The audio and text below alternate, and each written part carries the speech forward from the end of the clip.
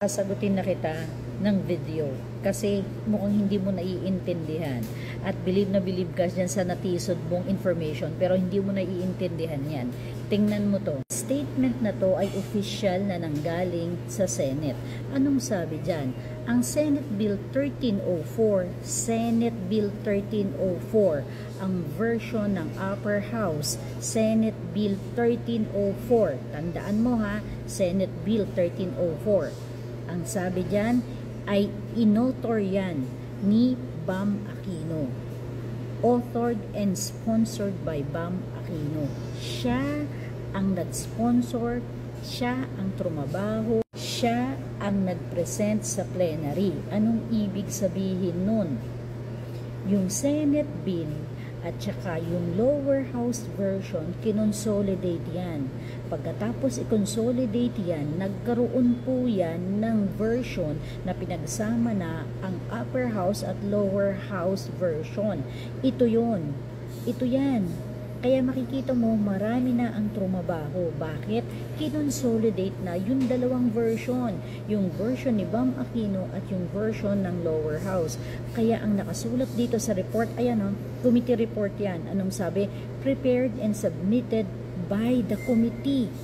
Kasi nga marami na silang nagtrabaho nung kinonsolidate. Makikita mo kung sino-sino na yung sumali. Itong mga to, sila na ay kasama na sa mga sumali. Diba?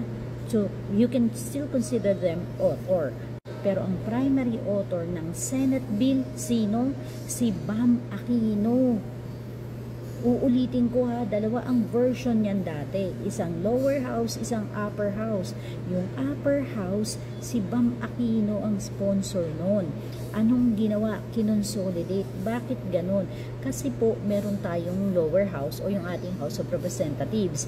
Meron silang mga ginagawang bills doon. Meron din sa Senate version. Ngayon, kapag pareho yan, kinoconsolidate yan.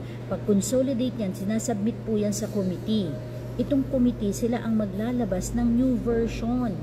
Ngayon, ano ang nangyari doon sa version na nilabas? Tingnan nyo kung anong ginawa. Sinubmit nila para i-present ni Bam Aquino sa plenary. Tapos, in-explain ni Bam Aquino, dinefend niya, pinakita niya yung details, kung may mga nag-interpolate sa kanya, sinagot niya yung interpolation. Pagkatapos ng 3 readings, nagkaroon po ng botohan. At nung nagkaroon ng botohan, 18-0 ang botohan. Because si Bam Aquino, kasimula niyan, ang magde-defend niyan, si Bam Aquino.